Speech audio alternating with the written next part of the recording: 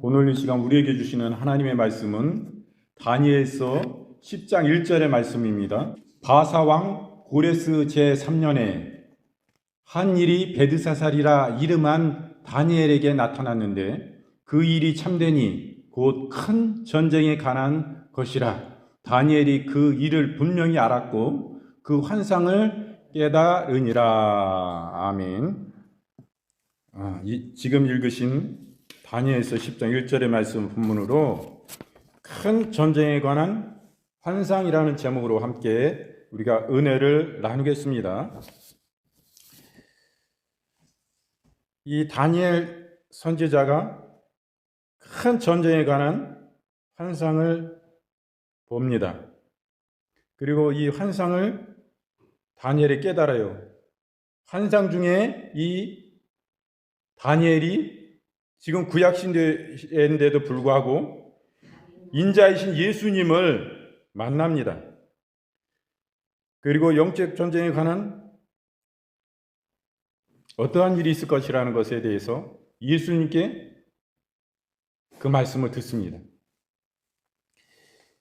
우리가 환상을 본다 하여도 그 환상이 어떤 의미인지, 이것이 주님으로부터 온 것인지, 아니면 내 생각인지, 아니면 마귀로부터 온 것인지 우리는 분별해야 되는 것이고 깨달아야 되는 것입니다. 10대 때 바벨론의 포로로 끌려간 다니엘이 이제는 많은 세월이 지나 80대 후반의 노인이 되었습니다. 그동안 수많은 역경 속에서 바벨론의 멸망과 메대 바사 제국의 등장도 직접 목도하였습니다. 지금은 바사의 고레스 왕이 3년째 통치하고 있을 때입니다. 이때 고레스 왕의 칙령에 의해서 수르바벨을 위시한 수많은 유대인들이 성전 건축이라는 커다란 포부를 안고 동국으로 귀환한 지도 2, 3년이 흘러가고 있었습니다. 사실 다니엘도 그토록 그리워하던 고향 땅에 가고 싶은 마음은 한없이 컸지만 이곳에서도 할 일이 많은지라 다만 고향을 바라보며 기도만 할 뿐이었습니다. 이제는 모든 것이 평온하고 앞으로도 평화스러운 나날만이 계속될 것 같은 그런 생각으로 마음속에는 늘 이런 평강과 감사가 늘 넘쳐나고 있었습니다. 역대하 36장 23절 말씀에 바사왕 고레스는 말하노니 하늘의 신 여호와께서 세상 만국으로 내게 주셨고 나를 명하여 유다 예루살렘에 전을 건축하라 하셨나니 너희 중에 무릇 그 백성된 자는 다 올라갈지어다. 너희 하나님 여호와께서 함께 하시기를 원하노라 하였더라. 아멘. 참으로 우리 창조주 하나님, 우주 만물을 창조하시고 다스리시고 운행하시는 전지전능하신 하나님은 이스라엘 사람들에게만 말씀하시고 명령하시는 것이 아닙니다. 이때에 온 세계 최대의 강대한 바벨론의 고레스 왕에게 명령하시고 말씀하시므로 왕이 법을 제정하여 칙령을 특별법을 발의하고 명령한 것입니다. 너희 이스라엘 사람들아, 너희가 포로를 끌려와서 이곳에서 바벨론에서 고생하고 힘들게 살았지만은 너희 창조주 하나님께서 나에게 말씀하시고 명령하심으로 내가 이 칙령을 반포하노니 너희 이스라엘 사람들은 다 예루살렘으로, 너희 나라 예루살렘으로 올라가서 그곳에 하나님을 예배하는, 하나님을 제사하는 성전을 건축하라 라는 칙령을 내린 것입니다. 이 크신 하나님은 놀라우신 하나님입니다.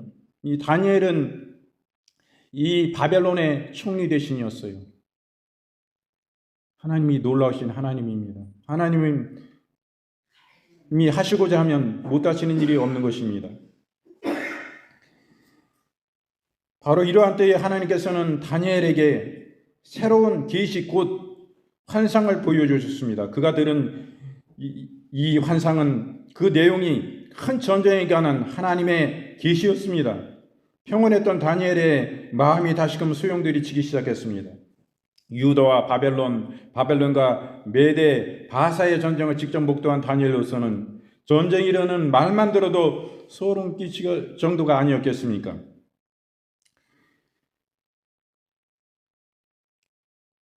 이 평온했던 다니엘의 마음이 다시금 소용돌이치기 시작했습니다. 유다와 바벨론과 메대 바다의 전쟁을 직접 목격한 다니엘로서는 정말로 전쟁이란 말만 들어도 너무 소름 끼치는 일입니다. 전쟁에 관한 이런 환상을 들으면서 다니엘은 자신의 마음속에 있던 평화와 자유의 소중함이 산산이 깨지는 것 같았습니다. 아울러 성전 건축을 하기 위해서 본국에 돌아간 유대인들이 예루살렘에 살고 있는 여러 사람들의 방해로 성전 건축이 지연되고 있다는 소식을 다니엘이 듣게 되었던 것입니다. 다니엘서 7장 5절 말씀, 다른 짐승 곧 둘째는 곰과 같은데 그것이 몸 한편을 들었고 그 입에 이 사이에는 새 갈빗대가 물렸는데 그에게 말하는 자가 있어 이르기를 일어나서 많은 고기를 먹으라 하였으며. 느헤미야 4장 1절, 산발랏이 우리가 성을 건축한다 함을 듣고 크게 분노하여 유다 사람을 비웃으며. 다니엘은 전쟁에 가는 이상과 본국에 돌아간 유대인들의 소식을 듣고 너무나 가슴이 아팠습니다. 전과 같이 3주간 금식 기도에 들어갔습니다. 모든 음식을 끊고 하나님 앞에 기도하기 시작했습니다. 민족의 대신하여 회개하고 자복하는 마음으로 자신들의 백성들의 죄를 회개하며 간절히 하나님의 자비와 긍휼을 그는 하나님께 간구했습니다. 그는 이스라엘의 운명에 대하여 하나님의 응답을 기다리고 있었습니다. 다니엘서 9장 19절 말씀에 주여 들으소서, 주여 용서하소서, 주여 들으시고 행하소서, 지체하지 마옵소서. 나의 하나님이여 주 자신을 위하여 하시옵소서. 이는 주의 성과 주의 백성이 주의 이름으로 일컫는 바 됨이니이다.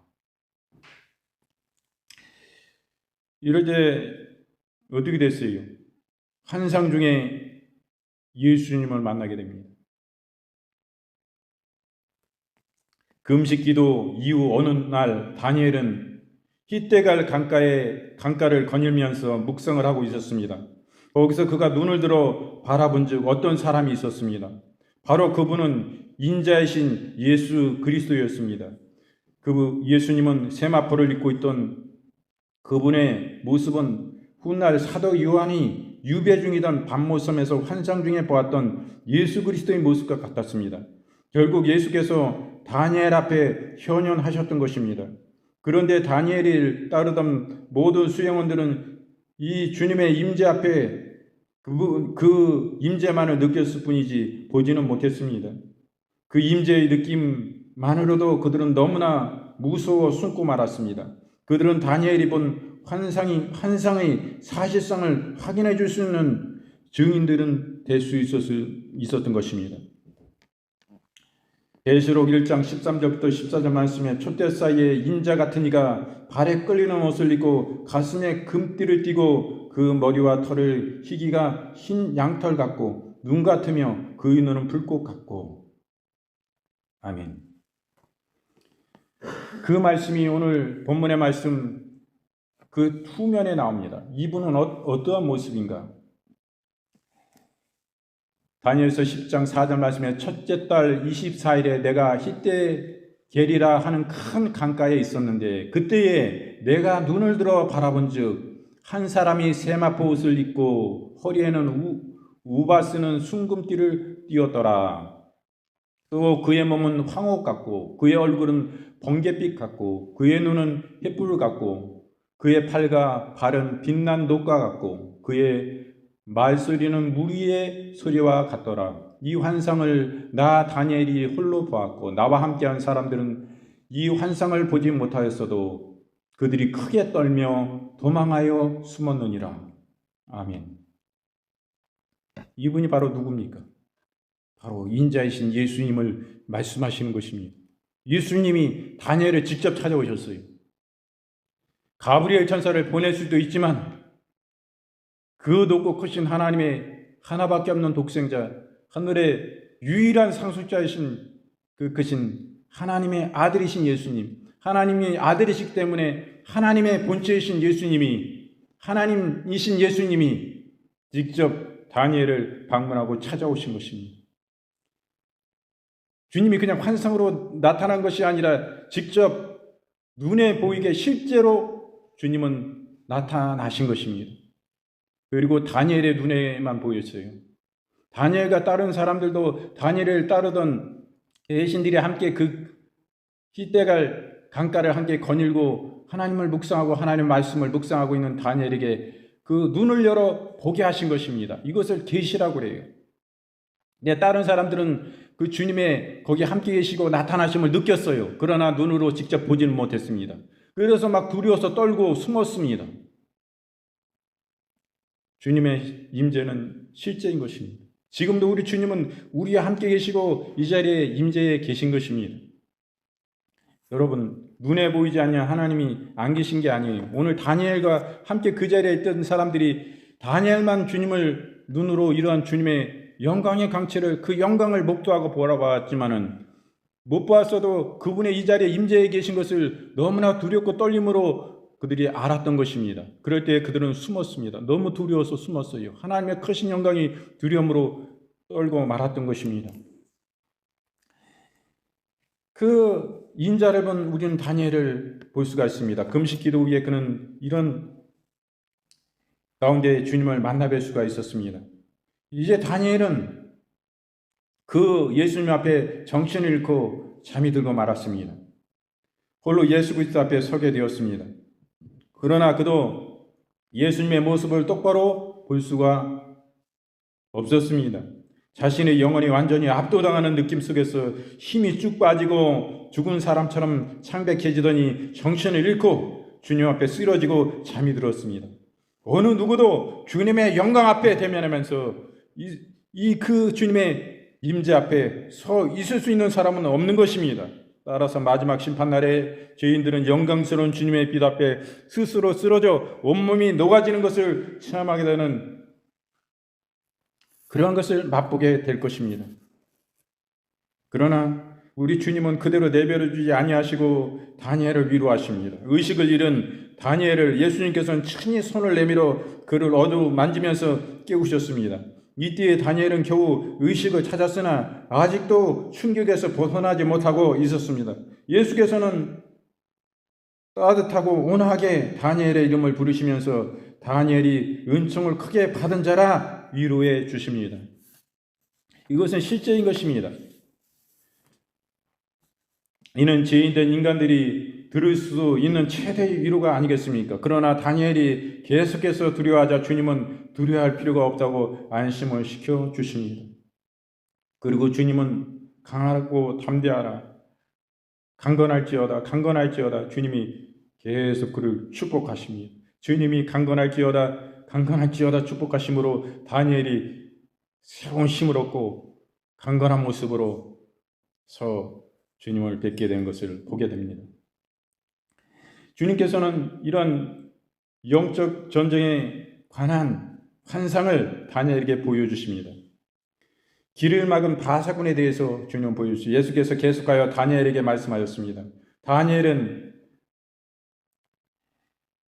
다니엘의 기도를 듣고 오고자 했으나 바사군이 길을 막고 방해를 하였다고 하셨습니다.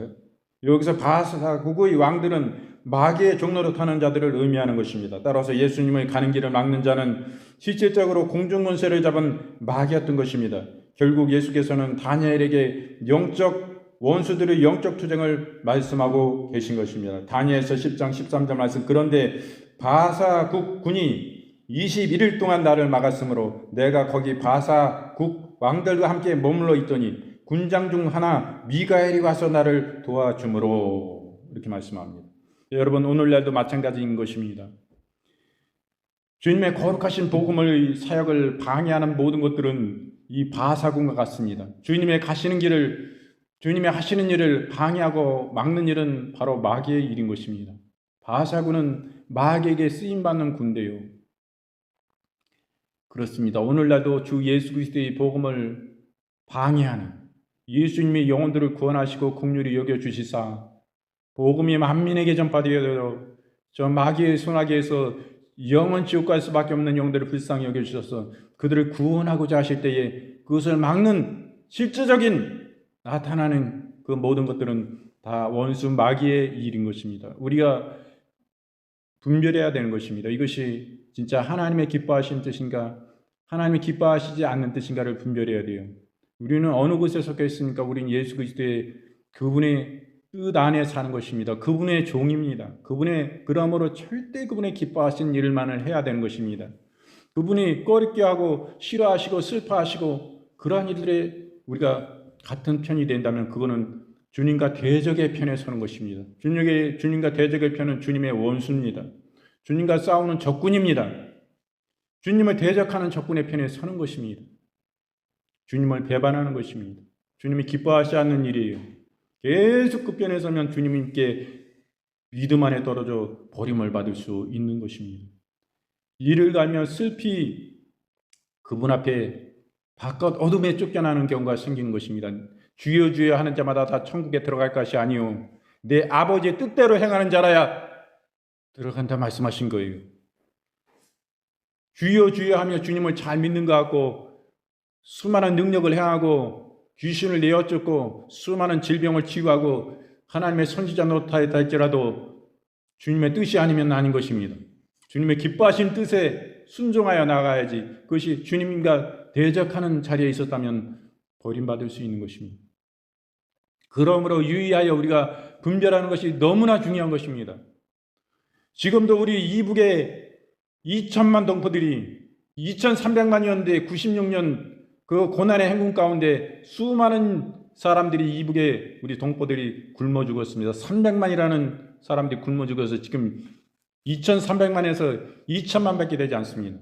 2000만 북한 동포들에게 복음이 마음대로 들어가지 못합니다. 그 적경인 중국을 통해서 많은 선지자들이 거기 사역했지만은 북한이 이 복음을 전하고 그들을 긍휼히 여기고 그들에게 여러 가지 돈을 제공하고 그들이 입고 먹고 함에 부족함이 없도록 그리고 성경을 전하고 또 선교사님들이 국경을 통해서 넘어가서 그곳에서 복음을 전하고 그곳에서 선교하고 그곳에 모임을 갖고 예배 모임을 갖고 하나님을 예배하는 그런 사람들을 다 핍박하고 예수님 믿으면 정치범으로 극악의 정치범이라는 것은 북한에서는 사형수와 같은 것입니다.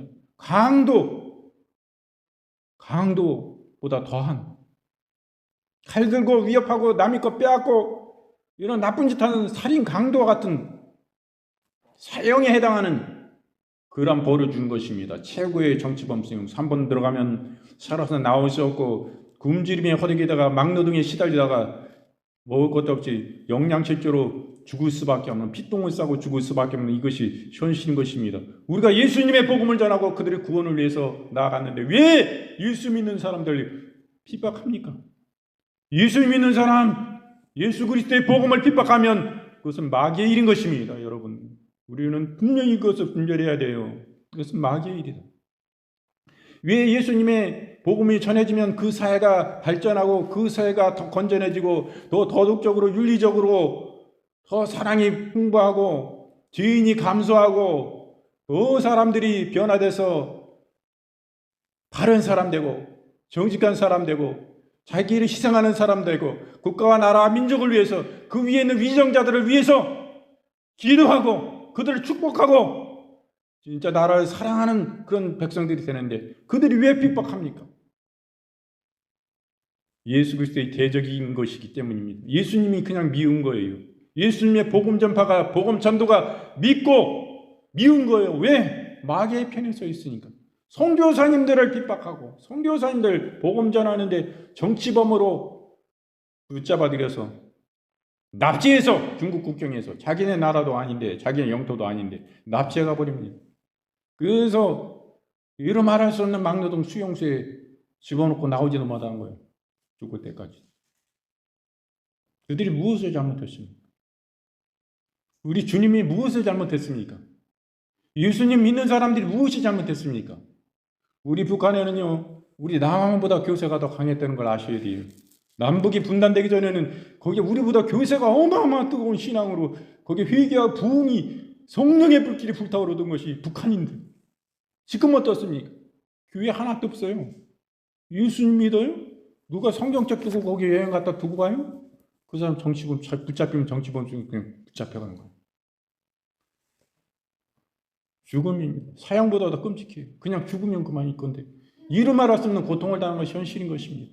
여러분 이런 거를 바라볼 때에 어때요? 지금 우리의 정치의 현실은 어떻습니까? 우리 남과 북이 분단되어 있는 가운데 여러분 분명히 생각할 줄 알아야 되는 것이에요. 우리 예수님 믿는 사람들이 어느 곳에 우리가 펴줄 거예요? 내년 4월 총선에서 어느 곳에 우리의 표를 줄 것입니까? 내 표가요. 주님 딱 보고 계신 거예요. 나의 상권. 네가 이 땅에 행한 건 내가 다 보고 있다. 네가 어느 편에 설 것이냐? 예수님의 복음을 박해하는 자들의 편에 설 것이냐? 나만 내서 칭복하고 종복하는 사람들의 편에 서면 김정일을 도와주시는 것이고 김정일 정권은 예수님 믿는 사람을 핍박하고 잔해하고 죽이고 복음을 말살하는 정권이기 때문에 그들과 아부하는 사람들에게 여러분 표를 줄 것입니까? 우리 기독당은 뭐 힘도 못 써요. 기독당에서 국회의원 내놔도 한 사람도 당선되지도 못하고 기독교가 산산이 나눠져 있습니다. 그러므로 우리가 어쩔 수 없이 보수당을 찍는 거예요. 보수당. 그들은 북한 정권의 종노릇은 하지 않잖아요. 그렇기 때문에 누가 예수님과 가까운가 이거예요. 어쩔 수 없이 거기에 표를 줄 수밖에 없는 거예요. 우리는 그럴 수밖에 없는 거예요. 그렇지만 우리가 기독교가 바로 서서 하나로 뭉쳐서 우리가 힘을 가질 때에 우리 국회 가운데 우리 기독당이 생길 때에 우리는 기독당 찍지. 당연히. 그죠? 예수 그리스도의 영광과 복음을 위하여, 복음 전파를 위하여, 민족 복음화를 위하여 우리가 불붙은 신앙을 가져야 되는 것입니다. 우리는 자유하고 있는데 북한에는 그 사람들은 자기들이 이렇게 묶여서 진짜 고통 가운데 사는지도 몰라요. 왜? 자기들은 바른 말을 듣지는 못합니다. 북한 정권에 절대 복종하는 언론과 방송과 모든 매체가 북한의 1인 체제, 김정은 독재 체제만을 찬양하기 때문에 다 그들은 바른 말을 듣지를 못해요. 반대되는 말은 듣지도 못해요. 반대되면 그 사람은 그 기자는 방송국에 있을 수도 없어요. 그 나라에는. 우리 남한은 얼마나 자유합니까? 대통령을 막 탄핵시킨다면 막 스스럼 없이 누구나 말해도 뭐 자유가 있는 이런 나라예요. 반대되는 전혀 아닌 말을 해도 그냥 다 이렇게 보장이 되는 나라예요. 우리나라 같으면 알지. 근데 북한은 철저히 모르는 나라예요. 그 나라는. 백성들이 속고 사는 나라예요. 그러한 가운데인데 우리가 어느 곳에 어느 편에 설 것입니까? 그것은 너무나 중요한 거예요. 주님 보시는 거예요. 주님 보실 때 주님의 심판대 앞에 나아가서 우리가 주님 앞에 이런 어둠 가운데 버림을 받을 수 있는 것입니다. 우리는 참으로 이 다니엘을 통해서 주님은 실제하셨구나. 주님은 구약에서도 이 다니엘에게 당신의 그 영광의 모습을 보여주시고 참으로 어려운 가운데서 극한의 어려운 가운데서 위로해 주시고 그 큰 전쟁에 대한 환상을 보여주심으로 예비할 수 있는 그런 마음의 준비할 수 있는 그런 담대한 가운데 주님은 나타내 주시고 인자와 자비로 함께해 주심을 우리는 볼 수가 있습니다. 우리는 이 영적 전쟁에서 그 길을 막는 바사 군대를 볼 수가 있습니다. 이 바사 군대가 하나님의 일을 방해하고 막음으로 하나님의 응답을 가지고 오려 할 때에 이런 공중권세 잡은 자가 그 바사군을 통해서 역사하고 주님과 영적 전쟁을 벌이는 것입니다. 그러나 하나님은 이 영적 전쟁에서 지시는 분입니까? 아닙니까? 아니에요. 하나님은 만군의 주가 되십니다. 이러한 영적 전쟁은 미가엘 천사가 도우러 올 때에 3주간 계속되었습니다. 그리고 마귀들은 이 투쟁에서 실패하고 사라지게 되었습니다. 하나님의 일들은 회방하는 악한 영들에 대한 하나님께서 온전한 승리를 하시게 된 것입니다. 이러한 영적 승리는 마지막 최후의 심판이 행해지는 여호와의 날에 완전히 이루어질 것입니다. 그리고 이 승리는 하나님의 나라가 온전히 성취되기 전에 있을 영적 전쟁에 대한 일종의 계시이기도 한 것입니다. 그러나 우리는 영적 전쟁은 완전히 예수님께서 십자가 위에서 승리하시고 마귀를 짓밟으시고 부활하심으로 완전한 승리를 이루어 놓으셨습니다. 지금은 영적 전쟁이 아니라 영적 전투인 것입니다. 전쟁은 끝냈어요.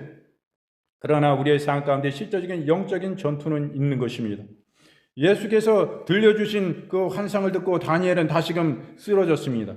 어떤 천사가 나타나 초자연적인 능력으로 다니엘을 강건하게 해주었습니다. 그리고 나서 다니엘에게 지금 바사와의 영적 투쟁이 벌어지고 있으니 곧 이어서는 헬라는 지금의 그리스입니다. 헬라군과 또 다른 영적 전쟁이 있을 것이라고 하나님의 계획을 상세히 설명해 주었습니다. 이제 다니엘은 그 예수님으로 인하여 마음의 담대함을 갖고 영적 투쟁에 임할 자세를 갖게 된 것입니다.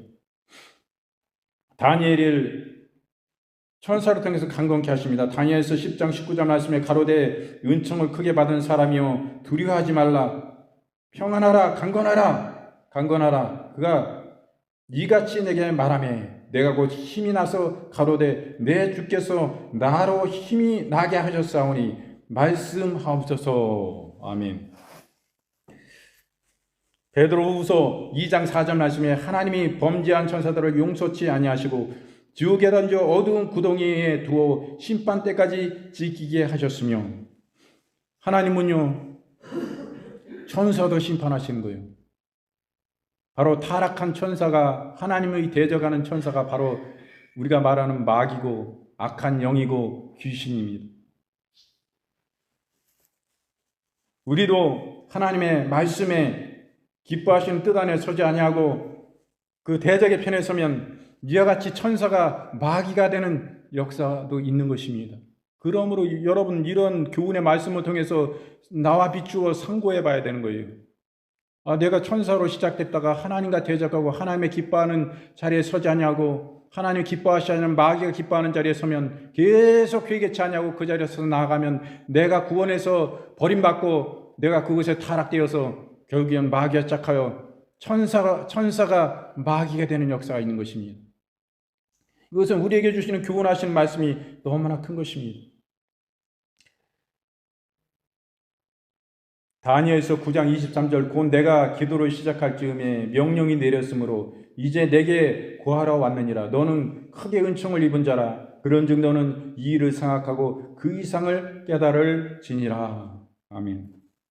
오늘은 다니엘에게 이 예수님이 직접 나타나 주셔서 환상 가운데 큰 전쟁에 관한 그 환상, 그 이상에 대해서 이렇게 말씀해 주시는 너무나 인자하시고 좋으신 주님을 우리는 뵙게 됩니다. 여러분, 다니엘이 주님을 만났을 때 어땠습니까? 그는 두렵고 떨렸을 뿐만 아니라 완전히 죽은 자와 같이 힘이 빠지고 그 앞에 기절한 자와 같이 된 것입니다. 이것이 실제예요. 여러분, 주님께서 이곳에 우리를 직접적으로 방문하시고 오셨을 때 우리는 어떠한 모습일까요? 이 다니엘과 같은 모습인 것입니다. 다 그분 앞에 죽은 자같이 두렵고 떨림으로 서 있는데 완전히 힘이 빠지고 그냥 죽은 자같이 그 앞에 엎드려진 것입니다. 그럴 때 우리 주님 그냥 내버려 두시겠어요? 나의 은총을 입은 자야. 주님께 은총을 입은 자야. 강건할지어다 하고 우리 주님은 다시 세워주신 분입니다. 너무나 좋으신 주님을 찬양합니다. 이런 실제적인 다니엘을 방문하신 그 주님, 그 앞으로 있을 큰 전쟁에 대해서 말씀하신 그 주님, 그뿐만 아니라 우리의 삶 가운데 우리 주님은 이와 같이 다니엘 가운데 오신 같이 우리 가운데 오시기 원하시는 것입니다.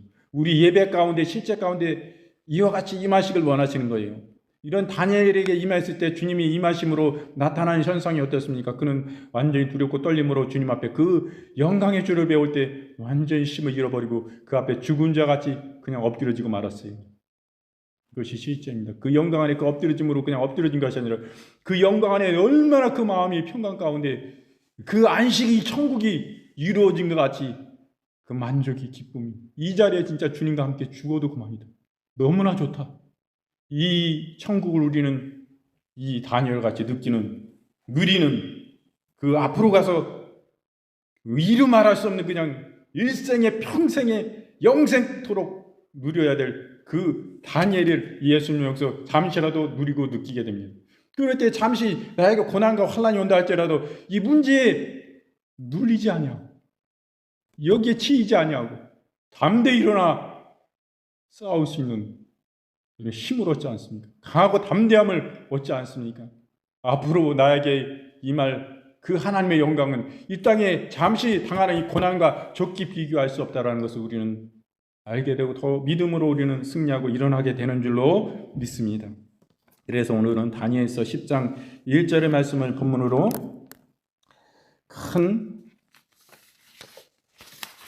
전쟁 가운데 전쟁에 관한 환상에 대해서 우리가 함께 은혜를 나누었습니다. 우리가 말씀을 생각하면서